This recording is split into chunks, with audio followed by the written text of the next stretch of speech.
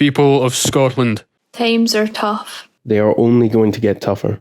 We're going to have to make some hard decisions in the months to come. Decisions that will have a lasting impact on not only our country, but on each and every one of us as individuals.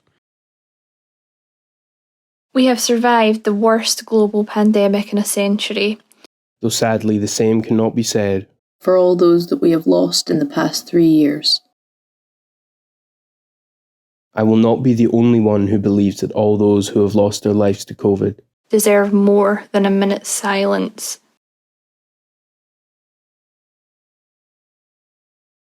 They deserve change. They deserve a legacy of hard lessons learned, so that no one else need die unnecessarily when the next pandemic comes. And it will come. We have seen the first war in Europe since the Axis powers were broken in the last World War. We have seen a modern nation, a country that in many ways resembles our own, brutalized by a tyrant. And although day by day the people of Ukraine reject Russia's attempts to subjugate them, the war is far from over. It may yet prove to be the beginning of a much larger conflict. The question is, are we prepared to make sacrifices for what we believe in? Our values of democracy, freedom of speech and self-determination are under threat. As protesters are silenced in the streets, unions fight on under the promise of reprisals, and Westminster stews in scandal after sleaze-ridden scandal. All whilst the will of the people is gently subverted by the inclinations of the media, the algorithms of big tech companies, and now the world's richest man, who has taken his first step towards becoming a bona fide billionaire Bond villain. But is there anything that we can do about this threat to our way of life? People are starving, desperate for warmth and falling into debt. As Scots go hungry, queuing outside food banks, begging energy providers for more time to pay their bills, and deciding between whether to buy clothes for their children or pay their rent.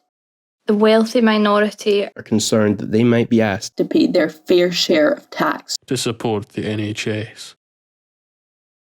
How many people could we feed for the cost of a royal yacht?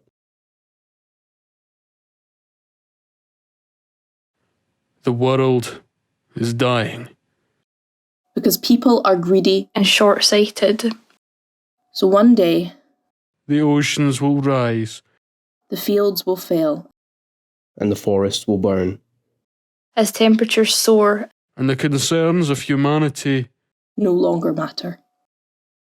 Then, what will the wealthy spend their money on? People of Scotland. It doesn't have to be this way. We can make changes to reduce the risk of future pandemics. We can prepare for the worst case scenario. And we can learn our lesson.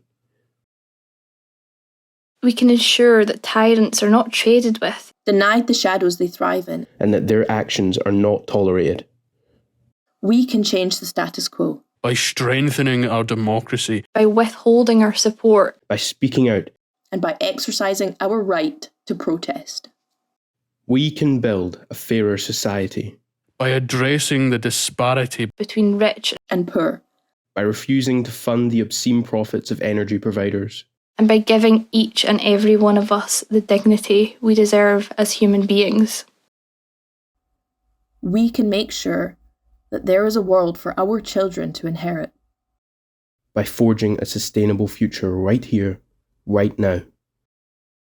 But all of this starts with change. And change is scary. But if there is ever a time for change, it's when you're scared most.